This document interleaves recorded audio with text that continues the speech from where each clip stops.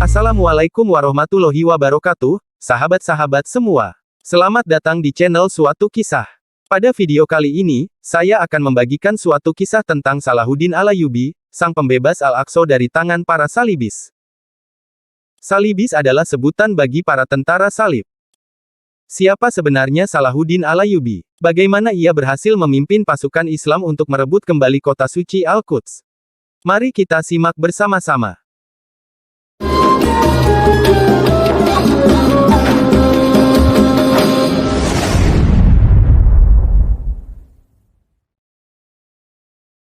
Salahuddin Al-Ayyubi adalah seorang panglima perang dan sultan yang berasal dari keluarga Kurdi.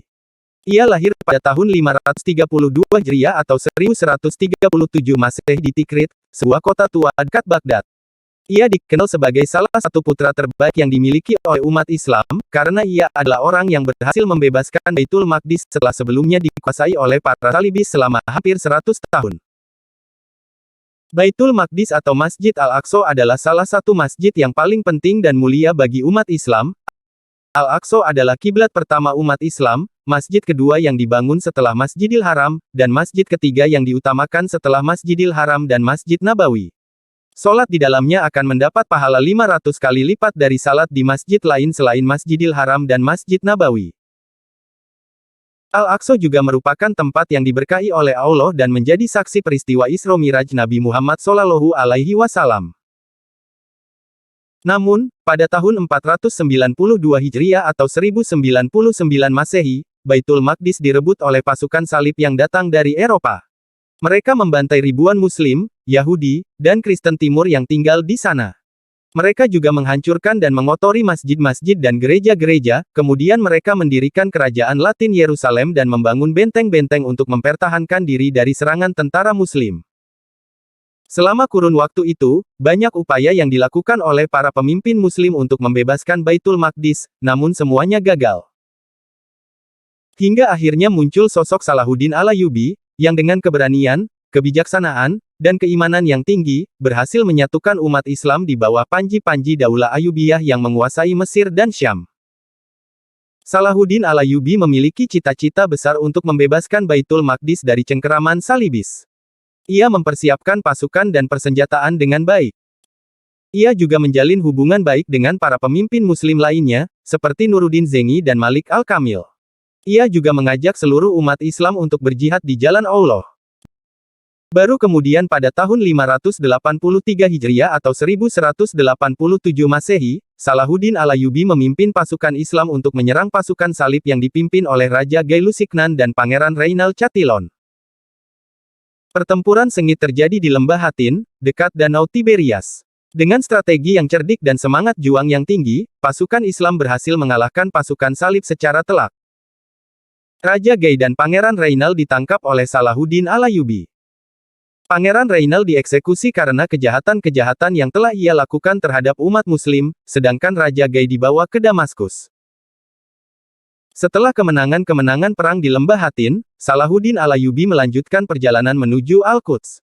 Ia berhasil merebut kembali sejumlah kota dari tangan Salibis, seperti Askalon, Acre, Nablus, Toron, Sidon, Beirut, dan Java. Ia juga membebaskan para tawanan Muslim yang ada di setiap kota tersebut. Hanya tinggal tersisa kota Tyre yang masih bertahan di bawah kendali Salibis.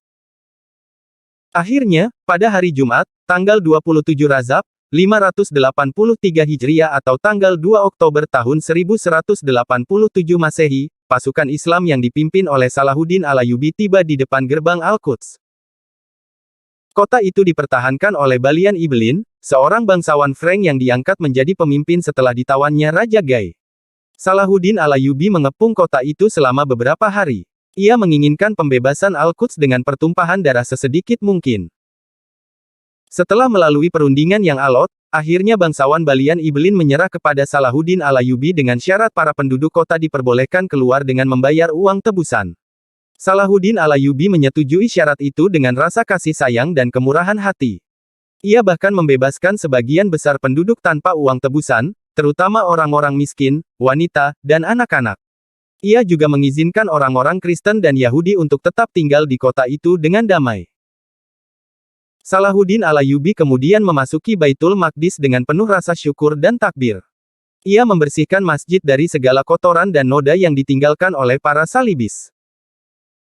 Ia juga mengembalikan azan dan salat di Masjid Al-Aqsa, kemudian mengadakan salat Jumat pertama setelah 88 tahun Masjid Al-Aqsa dikuasai oleh para salibis.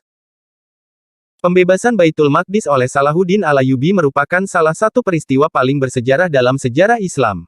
Ia menunjukkan kepada dunia bahwa umat Islam adalah umat yang berani, bersatu, dan beradab.